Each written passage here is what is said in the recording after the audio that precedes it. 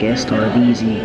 Yo, this Starbucks don't have no outlets. But anyway, just did a little bit of editing. I'm about to upload yet another video. And I want to say, man, I'm just thinking about things that are probably, especially to a lot of individuals that got it like that, right? But how important it is just to be able to do something like keep your hair braided, right? Or keep it lined up. As easy as it is to go do things like laundry, or be surrounded by really good individuals. Sometimes it can be more difficult than what it appears, right? Man, so appreciate everything, man, because you never know, man. You might be making bread right now, but you might have to go out on leave or something because something happens to a family member, or maybe you get sick or something like that, or maybe you just lose your job, whatever, right? So appreciate those little small things, especially if you're in a really solid environment and you ain't got a bunch of snakes around you. Anyway, alright, like I said, I'm gonna finish this up. Probably get up with y'all a little bit later, and go show you, show you what Lee is doing or whatever, man. I was thinking about changing her food, but I don't know exactly. I had to rethink about that because I don't necessarily want to get her dog food from Walmart. So yeah, but anyway, I'll see y'all later.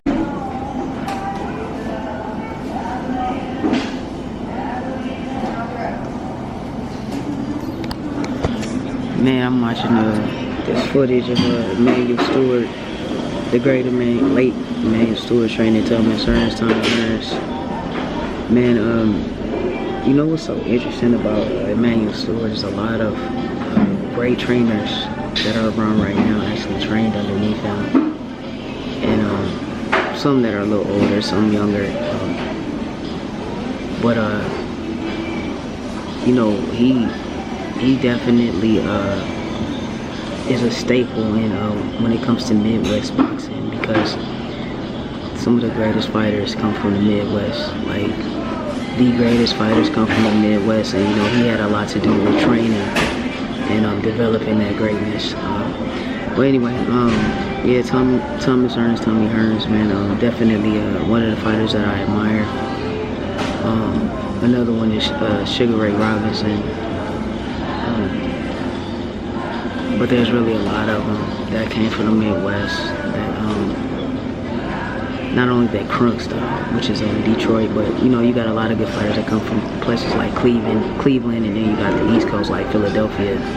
But the Midwest really put a mark on boxing, and Emmanuel Stewart helped develop a lot of that style. Anyway, yeah, I'm gonna have to start by stuff, man. I'm just trying to do a little bit of editing and upload a video or whatever. It's, man, how comfortable fighters were from those days, from like the 70s, the 80s, even before then. Like, really extremely comfortable with like throwing really hard punches and still having the stamina to keep moving. I'm not knocking like these new fighters, but it's more about being quick. They don't really have too much power. You don't see too many fighters with a lot of power like the ones back in the 70s, the 80s. It's a whole different caliber of fighter. There was a lot of greatness from that era. But yeah, anyway, I'm gonna finish up here and I'm gonna get up with y'all later.